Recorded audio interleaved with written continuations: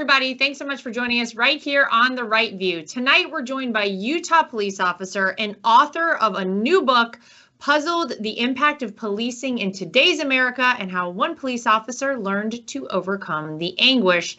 Tyler Beddoes. Tyler, welcome to The Right View. I'm really excited to hear your story because I got to tell you, I saw you one morning on Fox and Friends. I think you were either on right before or right after me. This story is absolutely incredible. But let's start at the beginning, because you were born and raised in Utah. You studied criminal justice and journalism in college, but then you became a police officer. Was that something you always wanted to do? It always was. Yeah, it always stuck. Ever since a young age, it was always something. I'd play cops and robbers, and I always just was inspired to do it. I always loved helping people. I never wanted to be the bad guy, and so it kind of always stuck with me. Looking back now, it's probably a decision I shouldn't have made given the current state of things, but yeah, I enjoy it. There's been a lot of rewarding times, and it's always kind of destined to do it. Yeah, I mean, it's interesting to hear you say that, because I have law enforcement in my family. Obviously, we all over the past several years have seen that there truly feels like there's a war on cops out there, that at least one side of the political aisle, sadly, is dead set on attacking our law enforcement. You know, we've seen some of the horrific things that have happened. All these police officers across the country have been defunded. Officers are retiring at such a rapid pace right now. But I think a lot of people probably got into it for the same reason you wanted to do it, which is that you want to help people. And I got to tell you, when I ask my son, who's just shy of 5 years old, what he wants to do when he grows up, he tells me he wants to be a police officer. But do you think we're breeding a generation of Americans at this point who are not going to say that at some time? Yeah, it's super frustrating. It's like I say, there's a lot of rewarding parts to it. So I'm not going to talk all negative about that, but times have changed so much over the past few years, and to go out and really, I would say 99% go out to do the right thing, right? We always have bad apples in every job, but I think the majority do it for the right reasons. And so when you get labeled as racist or whatever it may be, murderers, whatever, just for trying to go out and do your best, and you get judged just quickly, you know, at the media, obviously, the DAs, all the stuff, you have to prove your innocence basically from the start, which is, it's horrible. Yeah. Well, I heard your story, as I referenced a moment ago, and it's amazing. Over 7 years ago now, you were doing your job just out, I guess, on a typical patrol, and you received a call about a car that had crashed into a river. If you could take the audience through this, because this is such an incredible, miraculous story. What happened next? It was crazy. This changed my life forever. And basically, I was just eating lunch with my wife and kids and just having just a normal, it was a Saturday morning, closer to lunchtime. And it was, yeah, just business as usual. And we got a call that there was so basically there's a river that runs through the city I was working at the time. And a car was upside down in the river. And so we thought, okay, it's maybe someone was drunk, wrecked it the night before and left it or something. And as we're responding, we get information that there's someone in the car. They could see a hand sticking out of the window. So obviously that kind of amped us up, right? And so we get there, and the car is upside down, completely smashed. There's the flowing waters running through the car. We couldn't get to the person inside. We're making our way down the riverbank towards the car, and we hear, and it was just us. There's 4 male police officers, and we hear an adult female voice that said, "Help me." And it was like that sense of urgency, really. So we got down to the car. We responded. We said, "We're helping. We're coming." We were able to push the car over on its side, and that's when we saw that there was an adult female in the driver's seat that was deceased and had been for, some time. So we were all just kind of wondering what's going on, and we looked in the back seat, and there's a baby, an infant, submerged in water. Oh. She was 18 months old. Her name was Lily, and so we're able to cut her out, remove her from the car, from her car seat, and she was lifeless. It So it was like heartbreaking at that time. Well, she made a full recovery, no side effects. The crazy part of, I get emotional telling it, the crazy part about it is we determined the crash happened 18 hours earlier. Oh my gosh. And the mother was killed on impact. It was just her and her infant child that actually couldn't even speak at the time. And so the doctors say, hey, surviving the crash and then in the freezing temperatures for 16, 18 hours. And then we submerged her in water, not knowing, for another 4 or 5 minutes. Oh my God. And so, and she's still miraculous, no side effects, no nothing. And so the story turned into, it was crazy because this miracle, and then we heard this voice, and we all four heard it. And so it was a divine experience, and it changed my life. Well, I mean, I have chills, honestly, hearing you tell this story, and I heard you tell it before. It's so incredible. And I think there's video of what happened. People could go look up, right? Yes, there is. Yeah. And so I heard you telling this story. I mean, I have chills right now listening to you tell it a second time. But I mean, this is truly amazing.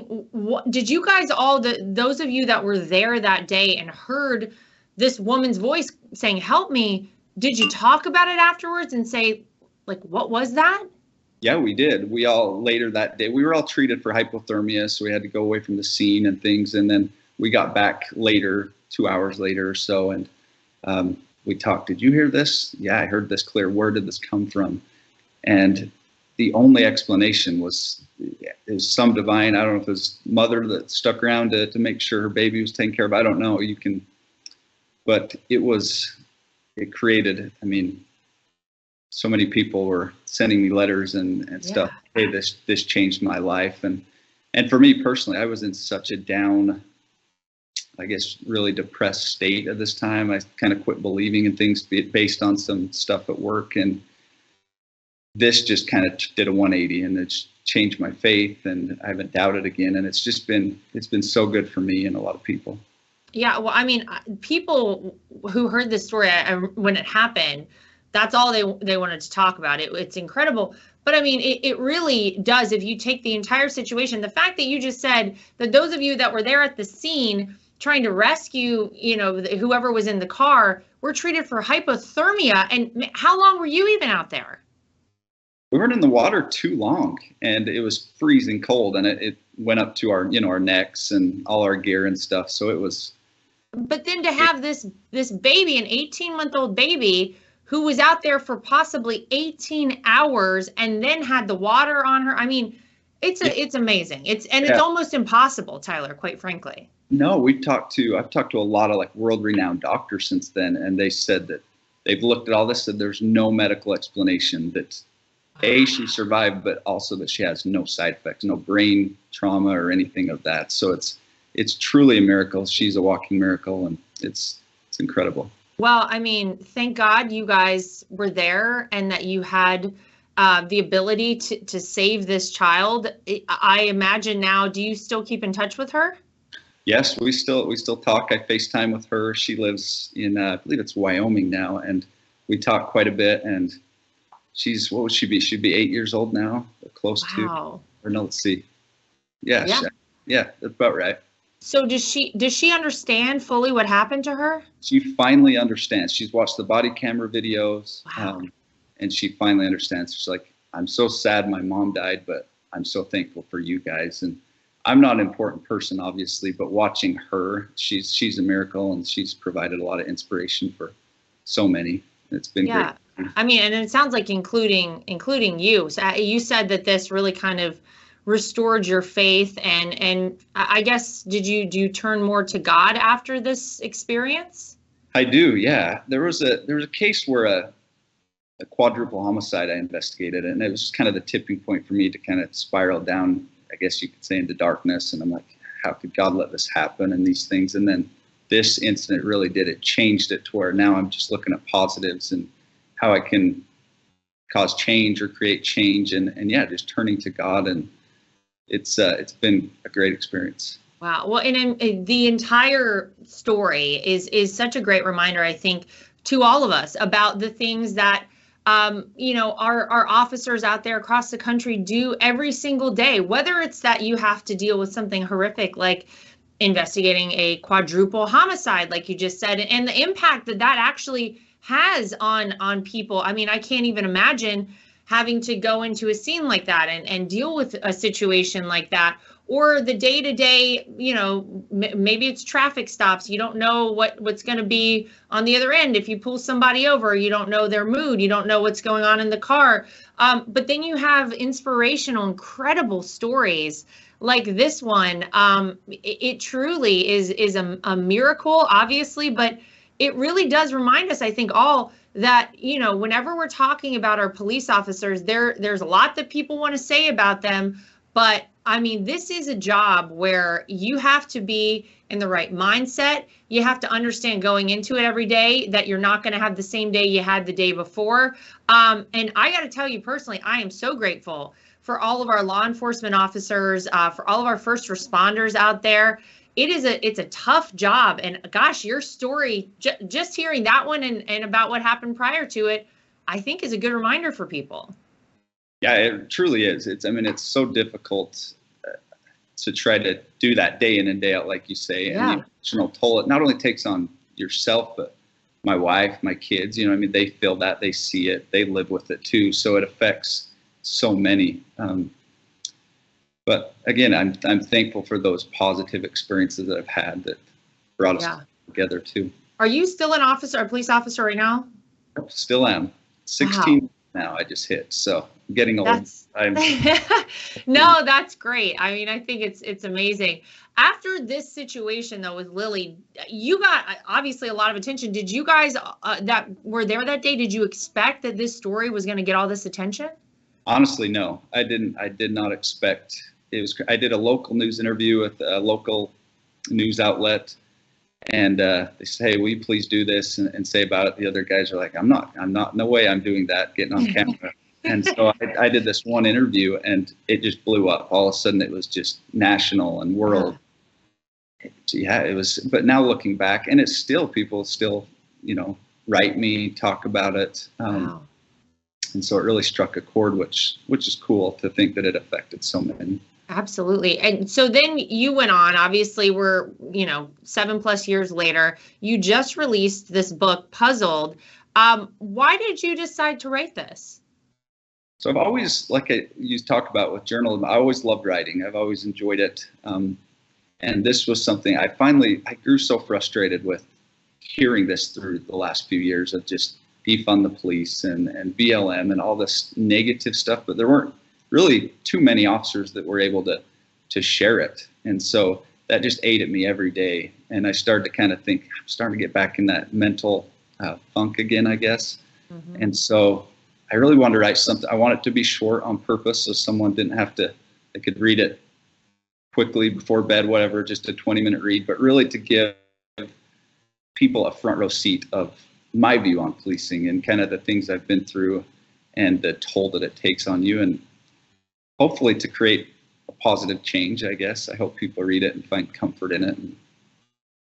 Yeah, well, certainly if they read about, I know you tell the story in there about Lily, and you know, it sounds like you're also tackling being a police officer in today's climate in America, which, you know, we've already kind of touched on. It's not easy these days.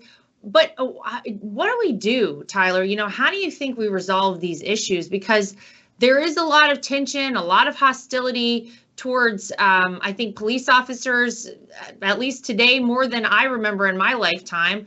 But you see what happens across the country when you defund the police. You see what happens when you have these insane bail reform laws that puts criminals back on the street, basically the same day that they're arrested in some cases.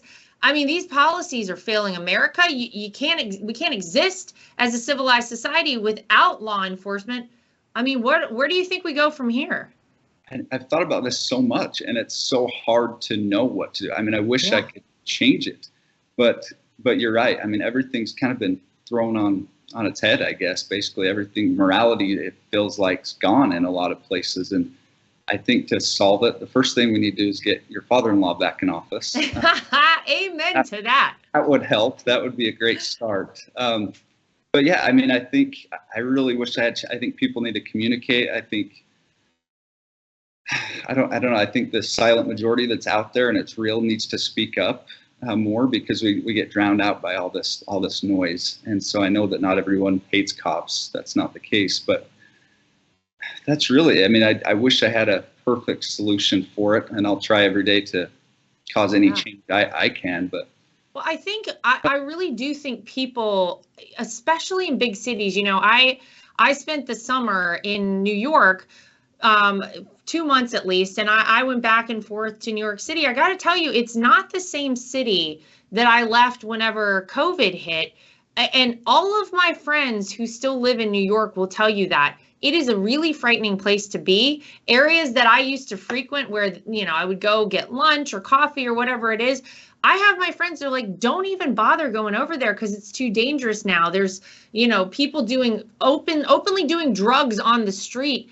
It's really kind of scary, but I think they're getting it. And by the way, these people are not probably voting for my father-in-law if he runs again. They lean further left, but these are the people that are being impacted right now. I have to think they're getting the big picture here, though. Yeah, I think they'd have to be. And you're right. New York was a place my wife and I love. The Sanctuary right down there by Times Square. We used to come there all the time. We loved it.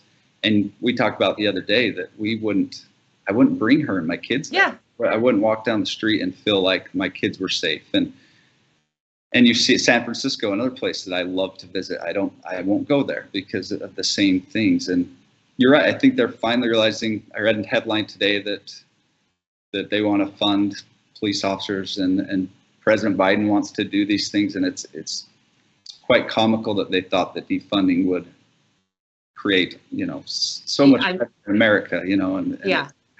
It just goes to show it's not the case. No, it's absolutely outrageous. Let me ask you this, because anytime I get a chance to say thank you to, and I think a lot of people do this, to someone in the military, if I see someone, at the airport wearing their military outfits or whatever it is, I always say thank you for your service. But I also do the same now when I get an opportunity to police officers. How do you guys feel about that? Am I like some weirdo for doing that? Do you feel good about that? Oh, I think it's amazing. I think it's pretty awesome. Just today before I joined this, a lady said, "Can I borrow you a Starbucks?" And it just that's so nice.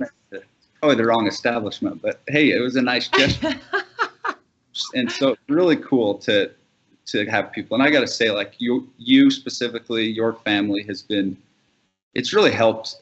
My wife and I say all the time, it really helped us get through these tough times, because to hear a president that's so vocal with all the attacks that he gets and continually supporting law enforcement, it helped me through a lot. And so I appreciate you and your family for what you've done and the respect you've shown. It means a lot. Absolutely. Well, we're happy to do it. And I think that, you referenced the silent majority. I think that we're the case more often out there than what the media would have you believe. I think that most people get it. Most people are so grateful for police officers. And I'll tell you, my son is a big fan. And, I love to see their videos out there. And I feel like they're, it's such an anomaly to see, but there are videos out there of kids that get excited to see police officers. And I'm like, well, this is good that we're still doing this and that this is still the case. And I think we're going to get past this. I think people are starting to realize the mistakes that they made, say 2 years ago, whenever they, burned down buildings and police precincts and government offices all across this country in the name of social justice and wanted to defund the police. They're seeing now all of those police departments, they're starting to get refunded because you can't live without police officers. So I think people have gotten it, and I think we're going to go back the other direction. At least that is my hope. But let people know where they can get the book, because I think, look, the story you told us about Lily, obviously inspirational, but people want to hear, I think, from law enforcement, because you guys have been through a lot these days. So where do we get this book? Yes, so it's funny. So I wrote 2 previous ones, and Simon & Schuster was a publisher on those, and they didn't want to touch this one, right? Stop it. Are you kidding me? Yeah, it was too pro-police and too right, even though supportive of law enforcement. So I said, okay, that's fine. And I just released it myself and did that. So Amazon is where it's at. And wow. Not to make any profits. I just want to deliver a positive message. And I'm going to give it right to 45's next campaign. Well, thank you. Stay tuned. We'll see what happens. Okay. That's amazing, by the way, that Simon and Schuster would not publish this book because it was too pro-police. That tells you so much about what's going on right now, and that I think is the reason people are really fired up out there. Man, whenever you see these major institutions like that, who just will say flat out no because they do not want your voice to be heard. Right. That's crazy. I can't believe that. Right, and that's on such a small. Like I say, I'm not a very important guy, so that's on a small scale. So you can imagine what you guys go through, and you know, it's sad. It's really sad. It's crazy. Yeah, believe me, I keep adding more chapters to the book that I'll ultimately write one day. Just when I think I'm like, maybe this is enough, I'm like, nope. This book is going to be like 10,000 pages. So that's good. Wait for that one day. No time soon. We're still in the very early chapters. All right, final question for you, Tyler. Would you ever run for political office? Why or why not? Oh, you're killing me with that one. My wife would say absolutely not. I don't know. I've never really thought, hey, I want to be a politician. That I don't know. I guess that good answer to that would be probably not. But if I could make a difference somewhere and that was the way to do it, then absolutely. That's what it's about. But yeah, I don't know. That's tough. That's a good answer. I mean, look, they make it nearly impossible for good people to want to run for any office these days. We could tell you that from experience. But it's kind of sad because the way this country was founded and the intention of our founders was such that any person could decide at any point that you want to run for a political office, and it should be, you know, just as easy for you to run as it would be for someone, I don't know, say from Antifa to run. Right. It should just be across the board. But unfortunately, man, it is a disgusting business. It's terrible. And I'm grateful for good people who do decide to run for political office. So we'll stay tuned then. We'll take you as a maybe. Yeah, the attacks are crazy. That, you know, you announce something and then all of a sudden you're getting attacked. And I worry about our kids, my kids, your kids, just growing up in this. It's got to change. I know, absolutely. Well, Tyler, we're so grateful to spend some time with you today. Thank you for joining us. Everybody, check out his new book, Puzzled, out there on Amazon, because he's had to self-publish it. I absolutely love that. Good for you. And thank you for joining us, Tyler Beddoes. We appreciate your time today. Thank you, Lara. I appreciate you so much. All right, to everybody at home, as always, thanks for joining us right here on The Right View. We'll see you back here next time for more.